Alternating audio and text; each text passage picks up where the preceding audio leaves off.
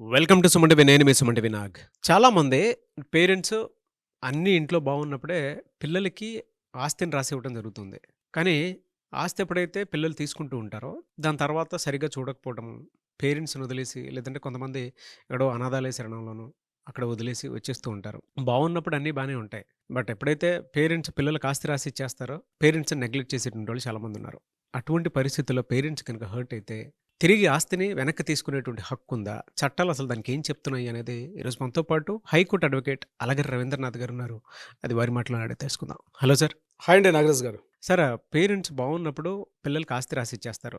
But ఆస్తి చేతికొచ్చిన తర్వాత పిల్లలు పేరెంట్స్‌ని నెగ్లెక్ట్ చేయడం స్టార్ట్ చేస్తూ ఉంటారు. పేరెంట్స్‌కి అది చాలా బాధగా ఉంటుంది. హర్టింగ్‌గా ఉంటుంది. ఆ ప్రాసెస్‌లో ఆస్తిని వెనక్కి తిరిగి తీసుకునేటువంటి హక్కు పేరెంట్స్‌కి ఉంటుందా? సామాజికంగా మీరు తీసుకున్న క్వెషన్స్ అన్నీ కూడా చాలా ఇంట్రెస్టింగ్‌గా ఉంటాయి. ప్రతి ఒక్కరికి ఉపయోగపడే వీడియోస్ చేస్తారు మీరు అందులో. అందులో భాగంగా ఈరోజు మీరు ఎంచుకున్న అంశం కూడా చాలా మంచి విషయం. ఎట్లా అంటే ఒక భార్యాభర్తలు, ఇద్దరు పిల్లలు, వాళ్ళకి అమ్మా, నాన్న, ఒక మంచి కుటుంబం, హ్యాపీగా ఉంటారు. ఏదో చిన్నదో కొద్దిగా ఒక ప్రాపర్టీ అయితే ఉంది. అయితే ఈ పిల్లల నడవడిక బాగుందని చెప్పి పిల్లలు ఏం చేస్తారంటే ఏ రోజు ఎలా ఉంటుందో తెలియదు మన పరిస్థితి. ఏ రోజు మన ప్రాణం పోతుందో తెలియదు. అంటే వృద్ధాప్యంలో ఉన్న వాళ్ళు ఆలోచించే విధానం అలాగే ఉంటుంది.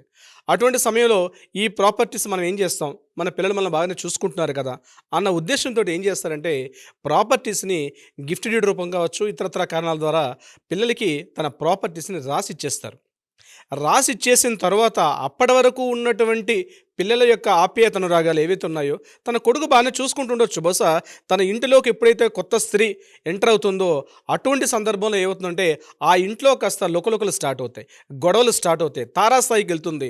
అదిగో మీ నాన్నగారు ప్రాపర్టీ ఇచ్చేశారు కదా, ఇంకా వృద్ధులు మన ఇందులో మనతో పాటు చూసుకోవాల్సిన మన పిల్లలే మనం వాళ్ళని సరిగ్గా చూసుకోలేకపోతున్నాం, వీళ్ళని దగ్గరలో ఉన్న అనాథాశ్రమంలోనో ఇతరత్ర వేరే చోట్ల పెట్టేయమని చెప్పి అనేక రకాల కారణాలు, నేను ఒక భార్యను చెప్పను, ఇతరత్ర కారణాల దృష్ట్యా ఏం చేస్తారంటే అనాథాశ్రమంలో పడేయడమనో లేకపోతే సరైన విధంగా వాళ్ళని ఆలనా పాలన చూసుకోకుండా వృద్ధులని రోడ్డుని ఇచ్చేసిన కుటుంబాలు అనేక వేల కుటుంబాలు మనం ప్రతిరోజు వింటున్నాం, చూస్తూ ఉన్నాం నాగరాజు గారు.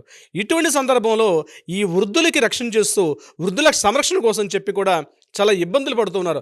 అయ్యో ఆ రోజు ఆ ప్రాపర్టీ మనం ఉంటే అట్లీస్ట్ ఆ ప్రాపర్టీ మీద వచ్చిన రెంట్ కావచ్చు, లేదా ఆ ప్రాపర్టీని అమ్ముకున్న తర్వాత ఆ ప్రాపర్టీ మీద వచ్చిన ఇన్కమ్ కావచ్చు, మనం ఈరోజు తీసుకునే వాళ్ళం కదా అని చెప్తూ ఇతరత్ర వాళ్ళిద్దరూ కూడా వృద్ధులు ఆ స్థాయిలో పడరాని నరకయాతన మానసిక క్షోభ పడుతూ ఉంటారు. ఇటువంటి సందర్భంలో వృద్ధులకి చాలామంది తెలియాల్సిన విషయం ఏంటంటే మీరు మీ ప్రాపర్టీని మీ పిల్లలకి గిఫ్ట్ డీడ్ రూపంలో ఇచ్చేసినా సరే మరలా మీ ప్రాపర్టీని మరలా మీరు వెనక్కి తీసుకునే అవకాశం మన కోర్టులు, మన చట్టాలు, వృద్ధుల సంరక్షణ చట్టం అని చెప్పి maintenance and protection of old age అని చెప్పి వాళ్ళ యాక్ట్ ఒకటి ఉంది 2007లో. ఆ యాక్ట్ ప్రకారం మిమ్మల్ని యొక్క ఆలనా పాలన చూసుకోవాల్సిన బాధ్యత మీ పిల్లలది. అంటే కొడుకంటే కూతురని, కూతురంటే కొడుకని కాకుండా అందరికీ సరైన విధంగా ఉంది. ఎందుకంటే మీ యొక్క ఆస్తిపాస్తుల మీద వాళ్ళకి ఎట్లయితే హక్కులు ఉన్నాయో అదేవిధంగా మిమ్మల్ని చూసుకునే బాధ్యత కూడా వాళ్ళకు ఉన్నాయని చెప్తూ చట్టాలు ఘోషిస్తూ ఉన్నాయి. ముఖ్యంగా దీని మీద చాలామంది తెలియని విషయం అంటే గిఫ్ట్ డీడ్ రాసేటప్పుడు, ఏదైతే పిల్లలు రాసేటప్పుడు మాలాంటి న్యాయవాదుల్ని, కాస్త తెలిసిన న్యాయవాదులు పెట్టుకుంటే టెక్నికల్ టర్మ్స్ ప్రకారంగా రాస్తారు. అంటే అందులో మెన్షన్ చేస్తారు, ఏదైనా సందర్భంలో మమ్మల్ని చూసుకోకపోతే ఈ ప్రాపర్టీ మనలా క్యాన్సిల్ అయిపోతుందనే క్లాజ్ రాసుకుంటే ఇమ్మీడియట్గా మీరు కోర్టు యొక్క మెట్లు ఎక్కకుండానే ఆ ప్రాపర్టీని యాస్టీస్గా మరలా వెనక్కి తీసుకునే అవకాశం ఉంటుంది. అయినప్పటికీ మీరు భయపడాల్సిన అవసరం లేదు.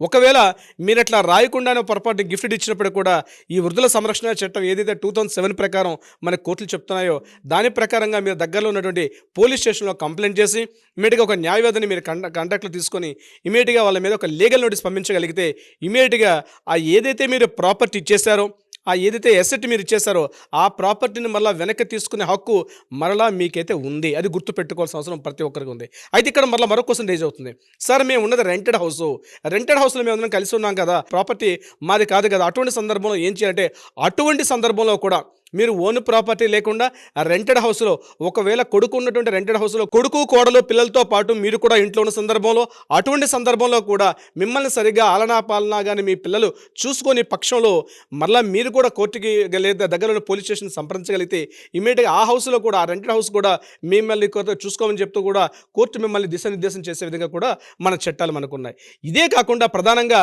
మరొక విషయం కూడా రీసెంట్గా ఒక విషయం మీకు నేను చెప్పదలుచుకుంటున్నాను. ముఖ్యంగా ఆంధ్రప్రదేశ్ అమరావతిలో ఒక యాక్ట్ కూడా రావడం రావడం జరిగింది. ఒక జీవో పాస్ చేశారు. ఈ యాక్ట్ ఏదైతే 2007 వృద్ధుల సంరక్షణ చట్టం ఉందో దీన్ని కొనసాగింపుగా జీవోని ఇవ్వడం మొట్టమొదటిగా ఏపీ స్టేట్లో చేయడం జరిగింది. దీనికి సంబంధించి అక్కడ దగ్గరలో ఉన్నటువంటి ఎంఆర్ఓ గారికి పూర్తిగా జ్యుడిషియల్ పవర్ ఇవ్వడం జరిగింది. ఏదైనా ఉంటే డైరెక్ట్గా మీరు కోర్టు మెట్లు ఎక్కకుండానే ఇమ్మీడియట్గా దగ్గరలో ఉన్న ఎంఆర్ఓ గారిని మీరు సంప్రదించగలిగితే ఏదైతే మీరు ప్రాపర్టీ మీరు మీ పిల్లలకి రాసేసిన పక్షంలో కూడా ఆ ప్రాపర్టీని కూడా మరలా వెనక్కి తీసుకునే అధికారం ఇమ్మీడియట్గా మీకు దగ్గరలో ఉన్న ఎంఆర్ఓ కావచ్చు, ఆర్డీఓ గారు కావచ్చు, వాళ్ళ సంప్రదింపులతోటి వాళ్ళు విచారణ చేసి మరలా మీ ప్రాపర్టీని మరలా వెనక్కి తీసుకోవాల్సిన బాధ్యతే కాకుండా మిమ్మల్ని పూర్తిగా సంరక్షించుకోవాల్సిన బాధ్యత కూడా పిల్లలది ఉంది అని చెప్తూ కూడా ఒక చారిత్రాత్మకమైనటువంటి ఒక జీవోని తీసుకొచ్చారు ఆంధ్రప్రదేశ్ రాష్ట్రంలో అమరావతిలో. సో ఇదే చట్టాల్ని పూర్తిగా మిగిలిన రాష్ట్రాలు, ముఖ్యంగా తెలంగాణ అన్ని రాష్ట్రాలు కూడా తొందరలోనే అమల్లోకి వస్తాయి నేను అనుకుంటున్నాను. నాకున్నటువంటి న్యాయ పరిజ్ఞానం మేరకు ఖచ్చితంగా రావాలి కూడా. ఎందుకంటే మన చిన్నప్పటి నుంచి మన యొక్క పూర్తి బాగోగుల్ని కూడా మనం చూసుకుని మనం ఇంత పెద్దవారైన తర్వాత మమ్మల్ని చూసుకున్న తర్వాత ఈరోజు పెళ్ళిళ్ళు చేసి వాళ్ళ జీవితాలను మొత్తం వాళ్ళు కరిగిపోయిన కొవ్వొత్తులుగా వాళ్ళ జీవితాలు నాశనం చేసుకున్న తర్వాత మనల్ని ఈరోజు అంటే ప్రేమలు ఎప్పుడు కూడా కిందకే వెళ్తాయి, ఇప్పుడు పల్లానికి ప్రవహిస్తుంది నీరు అన్నట్టుగా కూడా మన ప్రేమలు కిందకి వెళ్తాయి, పైకి వెళ్ళడం కుదరదు. అలాంటి సందర్భాల్లో కూడా పెద్దల మీద కూడా వాళ్ళ ఆలనా పాలన చూసుకోవాల్సిన బాధ్యత కొడుకులది కూతులది సమానంగా. ఎలా అయితే ఆస్తుల మీద ఎలా అయితే సమాన బాధ్యతలు ఇవ్వడం జరిగిందో ఆలనా పాలన చూసుకునేది కూడా పిల్లల మీద ఉంది అని చెప్తూ కూడా మన జీవోలు చట్టాలు కూడా రూపకల్పన చేశారు. సో దీనికి సంబంధించి ఇంకా వాళ్ళు మిమ్మల్ని కొట్టిన, అబ్యూజ్ లాంగ్వేజ్తో మిమ్మల్ని తిడుతున్న ఇటువంటి సందర్భంలో కూడా దగ్గరలో ఉన్న పోలీస్ స్టేషన్కి వెళ్ళి మీరు కంప్లైంట్ చేస్తే ఇమీడియట్గా కూడా వాళ్ళ మీద పోలీస్ చర్యలు తీసుకుంటారు, చట్టపరమైన చర్యలు కూడా తీసుకుంటారు. మీరు అయ్యో మా పిల్లల్ని రోడ్డున పడేస్తామని చెప్తూ మీరు ఇంకా కరిగిపోయి మీ పిల్లల్ని రోడ్డున మిమ్మల్ని పడేసే స్థితి తెచ్చుకోకుండా మీరేదైతే జీవితంలో సాధించుకున్నటువంటి ఆ ప్రాపర్టీస్, అసెట్స్ ఏవైతే ఉంటాయో ఒకళ్ళు చిన్నదైనా కావచ్చు, పెద్దదైనా కావచ్చు. ఇదే కేసు రీసెంట్గా మనం మోహన్ బాబు గారు విషయంలో కూడా జరిగింది అదే. ఎందుకంటే ఆయన స్వాధీనంగా సంపాదించుకున్న ప్రాపర్టీ కొడుకులు ఈ రకంగా చేసుకుంటూ రోడ్డు మీద పడిన సందర్భంలో ఆయన రీసెంట్గా రంగారెడ్డి జిల్లా కలెక్టర్ గారిని ఆయన సంప్రదించడం, ఇమీడియట్గా ఈ యాక్ట్ ప్రకారం ఇమీడియట్గా ఆ ఇంటిని ఖాళీ చేయమని చెప్పి ఆయన రిక్వెస్ట్ చేశారు. అదేవిధంగా ఇమీడియట్గా అక్కడ ఉన్నటువంటి పిల్లల్ని కూడా ఖాళీ చేసి ఆ ప్రాపర్టీని ఆయన యొక్క ఆర్జితంలో తీసుకొని రావడం కూడా జరిగింది. మనం చూసాం రీసెంట్గా. సో సెలబ్రిటీస్, కామన్ మ్యాన్ అని కాకుండా ఎవరైనా సరే వృద్ధులు 2 విషయాలు గుర్తుపెట్టుకోండి. మీ ప్రాపర్టీస్ మీ పిల్లల్ని రాసిచ్చేస్తున్నప్పుడు అన్నీ బాగుండేది. మీరు క్వశ్చన్లు అన్నారు మీరు అన్నమాట. అన్నీ బాగుండేటప్పుడు బాగానే ఉంటుంది, ఏదైనా తేడా వచ్చినప్పుడు గుర్తిస్తారని చెప్తూ. సో అన్నీ బాగుండేటప్పుడు మీరు ప్రాపర్టీస్ ఇచ్చే సందర్భంలో ఎవరైనా ఒక తెలిసిన న్యాయవాదిని మీ దగ్గర పెట్టుకుంటే మీ డ్రాఫ్టింగ్ డాక్యుమెంట్ కూడా పర్ఫెక్ట్గా రాయగలుగుతారు. దానికి సంబంధించి ఫ్యూచర్లో ఏమైనా న్యాయపరంగా ఇటువంటి వివాదాలు వచ్చినప్పుడు కూడా దానికి ఆయన అనుగుణంగా ఆయనకు పరిష్కారం చూపించగలుగుతారు. ఎట్ ద సేమ్ టైం ఒకవేళ తెలియకుండా మీరు ఏదైనా ప్రాపర్టీస్ రాసేసిన పక్షంలో కూడా అటువంటి సందర్భంలో కూడా మన చట్టాలు ఏవైతే చెప్తున్నాయో పూర్తిగా మీ యొక్క సంరక్షణ, మీ యొక్క పాలన మొత్తం కూడా చూసుకోవాల్సిన బాధ్యత పిల్లలపై ఉన్నదని చెప్తూ చట్టాలు ఉన్నాయి. కాబట్టి దాని తగ్గట్టుగా కూడా మీకు పరిష్కార మార్గం ఉంటుంది. ఇది గుర్తుపెట్టుకోవాల్సిన అవసరం ప్రతి ఒక్క సీనియర్ సిటిజన్స్ మీద కూడా ఉంటుంది నాగరాజు గారు. బట్ చాలామందికి ఈ వీడియో మాత్రం ఒక్కొక్క రిలీఫ్ లాంటిదని చెప్పేసి చెప్పాలి సార్. అంటే వృద్ధాప్యంలో ఉండేటువంటి పేరెంట్స్ ఎవరైతే ఉంటారో పిల్లలు ఆస్తి రాయించుకున్న తర్వాత వీళ్ళు పడేటువంటి మానసిక క్షోభ వాళ్ళకి మాత్రం, అంటే శారీరకంగా కూడా పేరెంట్స్కి మాత్రమే తెలుసు. ఇటువంటి వాళ్ళు చాలామంది ఉన్నారు. మీలాంటి అడ్వకేట్ని అప్రోచ్ అవ్వాలి అనుకున్నటువంటి వాళ్ళు ఉంటారు. మిమ్మల్ని అప్రోచ్ అవ్వాలి అని అంటే ప్రాసెస్ ఏంటి? కిందన స్క్రోల్ అవుతున్న నెంబర్ని కాంటాక్ట్ చేయగలిగితే మన లీగల్ టీం వాళ్ళకి అప్రోచ్ అవుతారు. ప్రధానంగా ఇటువంటి సమస్యలు మీరు ఫేస్ చేస్తున్నా, అంటే మీ పిల్లల ద్వారా మీరు ఇబ్బందులు పడుతున్నా, లేకపోతే మీరు ప్రాపర్టీస్ విషయంలో వాళ్ళకి ప్రాపర్టీ రాసిచ్చేసామండి, ఈరోజు చాలా ఇబ్బందులు పడుతున్నాం, అటువంటి సందర్భంలో అయినా సరే మీకు ఎటువంటి విషయంలో అయినా సరే న్యాయ సలహా సంప్రదింపులు కావాలనుకుంటే ఆ కింద స్క్రోల్ అవుతున్న నెంబర్ని కాంటాక్ట్ చేయండి. డెఫినెట్గా లీగల్ టీం మిమ్మల్ని అప్రోచ్ అవుతారు. సరైన విధంగా సలహా సంప్రదింపులు చేస్తూ మీకు న్యాయపరంగా ఎటువంటి పరిష్కారం కావాలో కూడా ఆ దిశగా కూడా ప్రయత్నం చేస్తారు నాగరాజు గారు. Anyways thank you so much Alagar Ravindranath గారు. Thank you so much Nagaraju గారు.